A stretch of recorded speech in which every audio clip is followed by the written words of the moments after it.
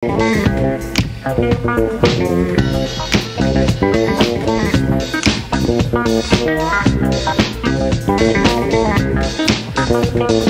everyone, my name is Rolando and for today I will give you 10 random facts before I do vlogging.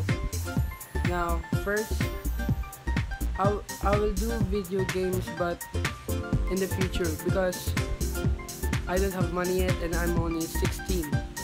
And let's get on to it. Okay, number one is I love video games.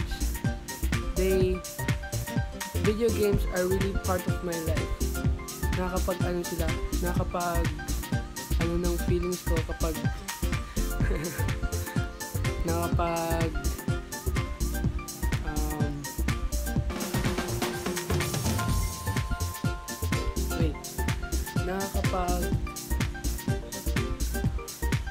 bigay ng saya yung mga video games sa akin at lagi nila akong pinapasaya.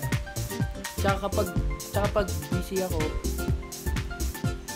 tsaka pag may free time ako, lagi ako naglalaro ng tulad ng Dota. Yun. Dota. NBA 2K, mga ganun. WWE. And number 2, I also love eating.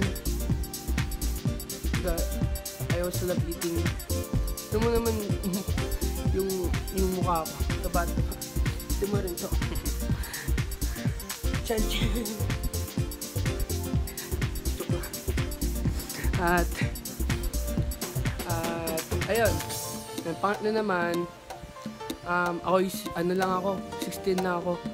Dahil kasi nung nalaman ko lang tong YouTube na to nung naglalaro ako ng Happy Wheels. Nakita ko yung ni Jacksepticeye. Yun, tuntua ako dahil naisip ko na pwede ka magtrabaho pala sa YouTube kahit kung yung sarili mong boss. Kaya ayun, na-inspire din ako sa kanya. Tsaka ayun, pangapat naman ay Filipino, 100%. Ako'y nakatira sa Philippines. Pero and nakatira ako sa Imus, Cavite ngayon. Pero yung totoong hometown ko talaga ay Manila. Ayun, tsaka 6, yung WWE, yun talaga yung ko. It's one of my favorite shows because nung bata pa lang ako, lagi ko nang pinapanood yan. Yung idol ko ngayon, si Shinsuke Nakamura. Yun. Tsaka number 7 is I love eggs and bacon.